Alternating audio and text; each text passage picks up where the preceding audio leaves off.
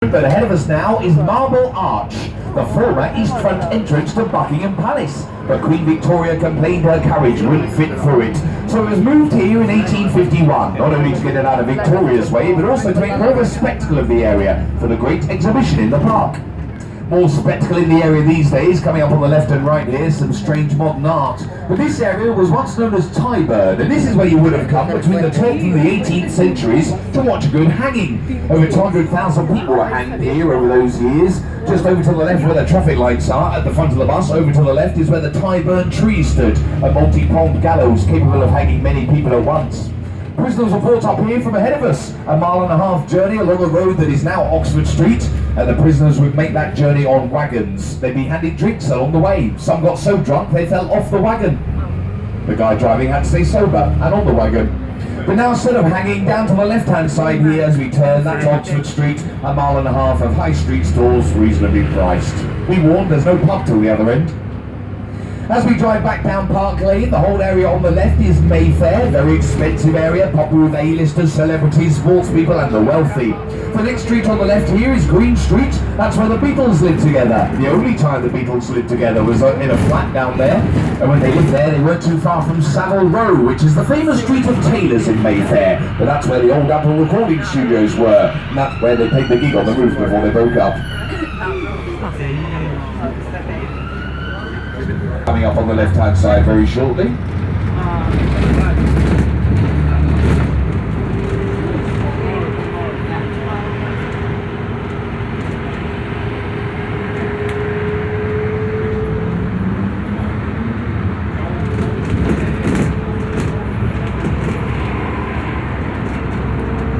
On the left-hand side we have the Grosvenor House Hotel, a very hot spot for celebrity award shows and parties.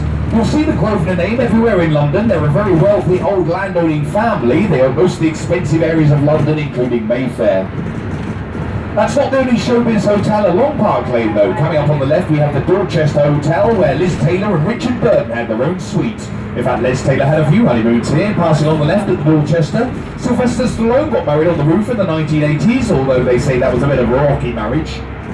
And Peter Sellers passed away there, starred Dr. Strangelove in the old Pink Panther movies. Many famous actors and musicians have stayed at the Dorchester over the years.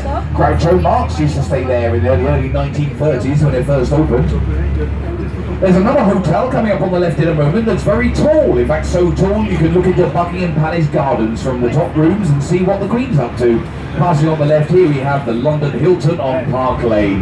This is also where the Beatles had a famous meeting with the Maharishi Mahesh, and Elvis Costello started his career here, busking outside the hotel for passers-by. Well, that brings us neatly back down to Hyde Park Corner. All Wellesley places is also known.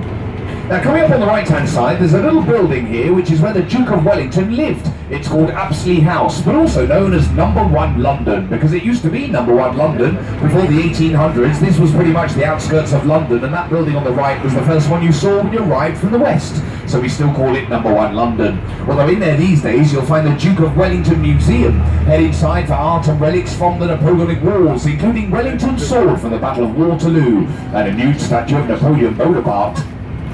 There's a joke there, but I won't make it. Coming up on the right-hand side, a closer view of Wellington Arch commemorating the Battle of Waterloo. The statue on top of the archway on the right-hand side is known as Peace in her Quadriga, depicting the Angel of Peace descending on the Chariot of War. On the left-hand side of the bus there's a rather ugly-looking wall, but if you can see over the top and through the trees, you may see the Queen walking her dogs. Well, you never know. That's Buckingham Palace Garden, you see. And through there are tennis courts, swimming pool, helipad, and lots of open green space where the Queen can host her famous garden parties. Now, we'll make our way around the garden wall, folks. We'll get as close to the palace as we can for you. And I can certainly tell you what to do here. If you want to see the changing of the guard, that's a traditional ceremony at the front of Buckingham Palace.